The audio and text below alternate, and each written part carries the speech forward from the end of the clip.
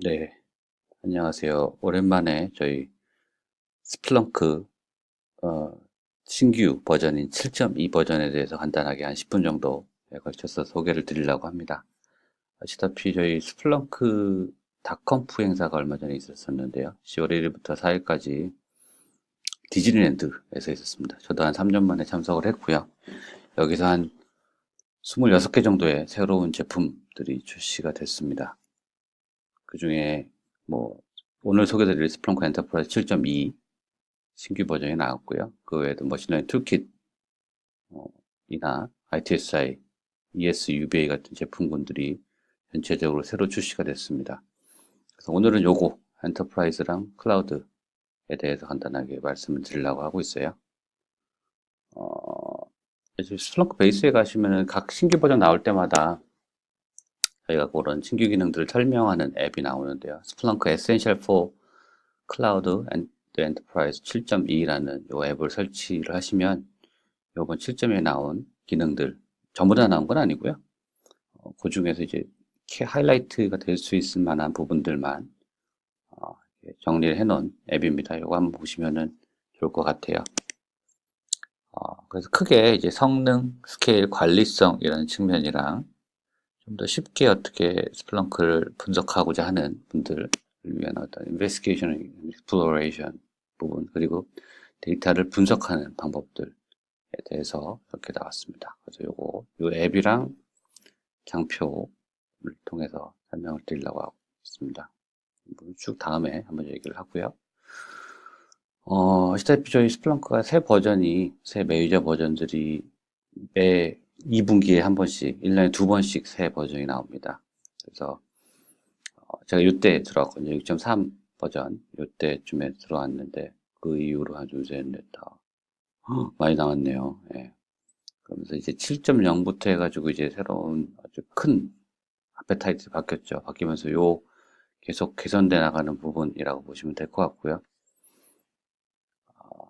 전체적으로 보면 이렇게 많습니다. 스마트 스토어나 이제 뒤에 설명드릴 스마트 스토어, 워크로드 관리, 뭐 이런 것부터 해가지고 쉽게 데이터를 온보딩하고 스플렁크에 수집을 하고 그걸 매트릭, 뭐 7.0부터 새로 나온 기능이죠. 매트릭 인덱스를 통해 가지고 기존의 로그 데이터를 매트릭 인덱스로 쉽게 저장을 하거나 그거를 쉽게 분석할 수 있는 매트릭 워크스페이스라는 게 나왔어요.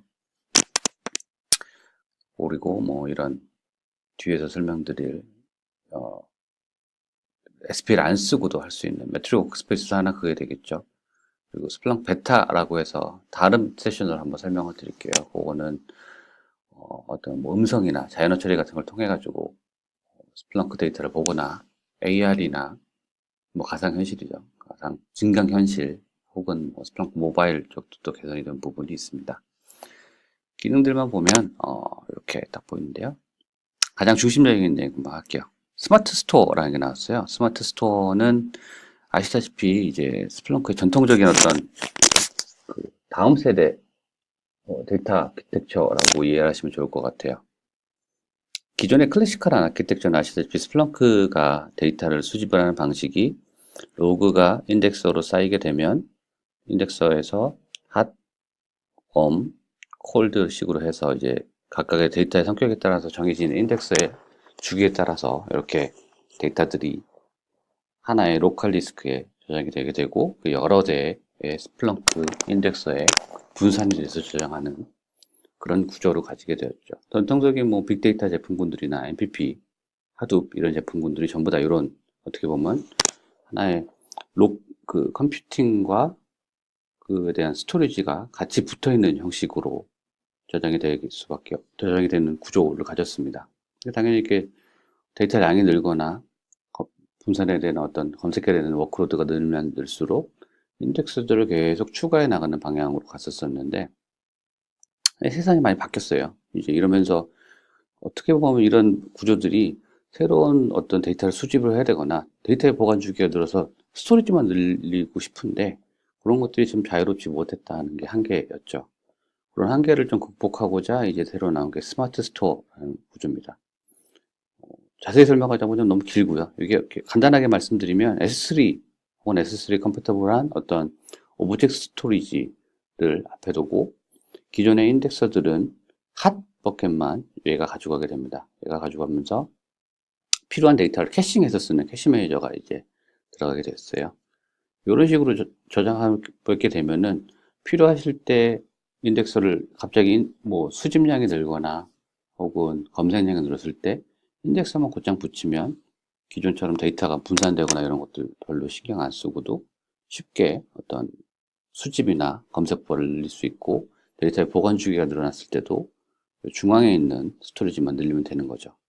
이런 이득들, 데이터 증가에 따라서 인덱스를 수거할 필요 없이 오직 스토리지만 늘리면 되고 스토리지 비용이 굉장히 절감이 되게 됩니다. 실제 뒤에 이 닷컴포 사이트에 가보시면 컴포 사이트에 이제 모든 데이터 그 세션들이 다 녹화본이랑 PDF 파일들이 들어가 있는데요. 이거 보시면은 스마트 스토어라고 확인해 보시면 두 개 세션이 있거든요. 이 세션 한번 들어보시면 굉장히 도움이 되실 수 있을 것 같습니다. 전체적인 한 아마존 기준으로 했을 때 일반적인 스플렁크 아키텍처 대비 이런 애로 바뀌게 되면 한 75% 정도의 비용 절감이 있었다. 성능도 웬만하면 스플렁크가 대부분 최신 데이터를 보기 때문에 이런 캐싱 구조로 가져가도 성능에 저하 없이 거의 어떤 분석을 할 수 있다. 장점이 있고요. 장애 처리나 이런 것들도 이제 인덱스 클러스터를 구성했을 때 복제되는 버켓을 전체 가져가는 게 아니고 메타데이터만 다른 노드에 저장하게 돼서 복제나 리플리케이션이나 어떤 장애 시에도 굉장히 쉽게 개선이 되는 것을 확인할 수 있었습니다. 사실 이 기능이 나온 거는 한 3년 정도 개발을 했고요. 이미 한 18개월 정도 스플렁크 클라우드에서 운영이 되고 있는 아키텍처이기 때문에 어느 정도 좀 검증된 아키텍처다라고 이해하시면 좋을 것 같아요. 또 하나는 워크로드 매니지먼트가 들어갔어요. 아시다시피 뭐 스플렁크 처음 사용하는 유저가 갑자기 인덱스 나스타 전체 시간 이렇게 하면 굉장히 큰 어떤 검색문이 날아가는 거잖아요. 그렇게 되면은 기존에 되게 중요하게 돌고 있던 어떤 스케줄 잡이나 데이터 수집 같은 것들이 전체적인 리소스 측면에서 밀려가지고 이런 작업들이 안 될 수가 있겠죠. 그런 것들을 따로 이렇게 중요 잡이랑 비중요 잡, 사용자나 혹은 사용자의 롤이나 혹은 앱에 따라서 이런 것들을 리소스를 관리할 수 있는 기능이 추가가 됐습니다. 그래서 워크로드 풀이라는 걸 만들어서 풀별로 해서 뭐 현재 버전은 수집 풀 하나에 여러 가지 서치 풀들을 만들 수가 있고요. 수집 풀 혹은 이제 중요도에 따라서 어떤 풀은 굉장히 CPU를 많이 쓰고 메모리도 많이 쓰게 하고 뭐 그렇지 않고 비중요한 어떤 사용자 롤이나 이런 것들은 CPU 자원이나 메모리 자원을 작게 해서 천천히 돌게 만들 수가 있고요. 그 풀별로 해가지고 롤을 만들 수 있어요.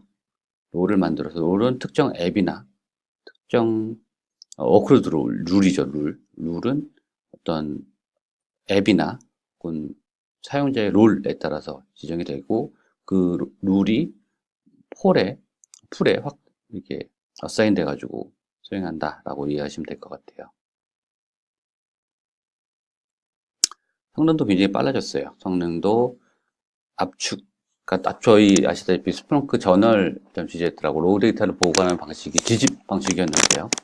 그걸 통해 가지고 그거를 이제 G스탠다드라고 해서 페이스북에서 만든 새로운 알고리즘을 써서 이제 압축 파일 사이즈도 줄고 컴프레스, 디컴프레스 하는 속도도 굉장히 빨라져서 전체적으로 한 똑같은 어떤 서치문을 날렸었을 때 그 성능을 확인해 보니까 한 50% 이상의 성능 향상이 있었었고요. 그리고 아시다시피 서치 결과를 스플렁크에서는 기존에 압축된 CSV 파일 형식으로 저장이 됐었거든요. 그거에 대한 어떤 별도의 이제 새로운 바이너리 포맷이 나왔어요. 얘도 굉장히 속도가 빠르고 굉장히 작은 풋프린트로 저장을 할 수 있고 엔코딩하는 스피드도 굉장히 빨라져서 얘도 마찬가지로 굉장히 속도가 늘어난 것을 확인하실 수가 있습니다. 그 외에도 뭐 인젝스트 이발 같은 거를 써서 메모리나 CPU 사용량을 최적화한 부분들이 있어서 기존의 6.6 대비해서 굉장히 어떤 검색물을 변경하지 않고도 뭐 스탯, 얘 같은 경우는 이제 SRS 같은 경우는 일반적인 스탯이나 뭐 tstat 같은 명령을 때렸었을 때 카데널리티가 높은 애들에 대해서는 특히 굉장히 좀 속도가 익스포넨셜하게 줄어드는 것을 확인하실 수가 있습니다. 매트릭 데이터도 쉽게 저장이 되겠습니다. 실전용 대비해가지고 매트릭 인덱스도 아키텍처가 바뀌었어요. 바뀌면서 성능이 실점용도 기존에 있는 일반적인 인덱스에서 일반 서치를 날렸을 때보다 매트릭 인덱스를 사용해서 통계를 날리게 되면은 200, 2000배인가요? 그렇게 속도가 개선됐다고 했는데 그거 대비해서도 5배에서 10배 정도 이상 인덱스 매트릭 인덱스 개선을 구조 개선을 통해 가지고 성능이 향상이 됐고요. 그리고 이런 매트릭 형태로 데이터를 수집을 하는 것도 기존의 프로스타컴프나 트랜스포타컴프를 써서 기존에 있는 매트릭 포맷을 바꿔가지고 이제 넣었던 것들을 개선이 돼서 일반적인 로그 데이터에서도 매트릭 데이터 한번 뽑아가지고 이걸 매트릭 인덱스에 저장할 수 있게 하는 로그 투 매트릭이라는 기능이 추가가 되었습니다. 그리고 이런 매트릭 데이터들을 SPL 작성 없이 쉽게 어떤 로그 분석할 수 있는 게 나왔어요. 보시면 요 매트릭이라고 한번 찾아보시면요. 요 스플렁크 매트릭 워크스페이스라는 애거든요. 자, 여기서 한번 볼까요? 요거 앱을 깔게 되면은 서치 앤 리포트에 요 매트릭이라는 메뉴가 추가가 돼요. 그리고 매트릭 데이터들을 예전에 저희가 스플렁크 인사이트 포 인프라스트럭처라는 걸 보여드렸는데 그 앱이 그런 기능이 곧장 이제 들어갔다고 보시면 될 것 같습니다. 이런 식으로 어떤 매트릭 데이터들에 대해서 쉽게 분석을 하고 여기서가 알랏을 만들거나 알랏을 한번 만들어 볼까요? 알랏을 이런 식으로 해서 예를 들어서 트리거 여기서 이제 넣는 거죠. greater than 10보다 크면 이런 식으로 넣어줄 수 있는 해서 알랏을 만들어서 이거를 어떤 트리거링 하는 경고에 추가하거나 아니면 새로운 작업을 추가하거나 이런 것들이 쉽게 가능해졌습니다. 머신러닝 쪽도 여러 가지 개선이 있었는데 이번에 4.0 버전이 나왔고 새로운 알고리즘, 새로운 UI, 새로운 어떤 그래픽컬 인터페이스, 익스페리먼트 프레임워크라고 해서 모델을 계속 만들어가면서 모델에 대한 관리 같은 걸 해주는 프레임워크도 들어갔고요. 이번 4.0에서는 여러 가지가 있겠지만 크게 세 가지가 추가가 됐습니다. 머신러닝 툴킷에 기존에 들어가 있던 이제 아로우박스로 된 알고리즘 플러스 이제 그걸 기더브에 오픈을 했어요. 그래서 제가 새로운 어떤 알고리즘 만들어서 그거를 머신러닝 툴킷에 추가할 수 있게 하는 것들을 쉽게 좀 공유하는 어떤 프레임워크를 만들었고요.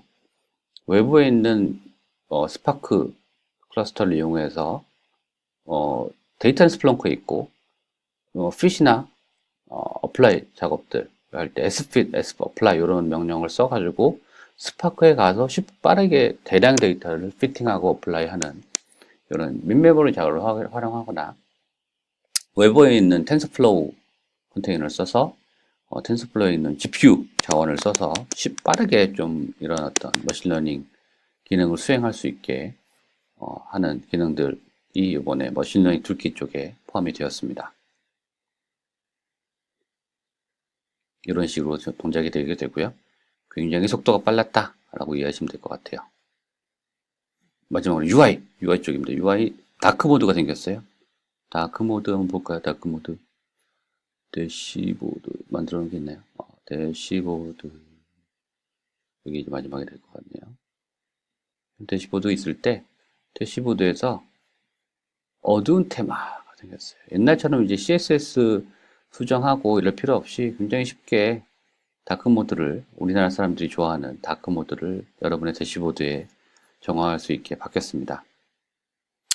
그래서 기능들이 사실 굉장히 많은데 너무 짧게 설명을 드린 것 같고요. 각각 기능에 대해서는 별도 세션으로 해서 하나하나씩 한번 소개해 드릴 수 있는 시간을 가졌으면 좋을 것 같네요. 네, 오늘 여기까지입니다. 감사합니다.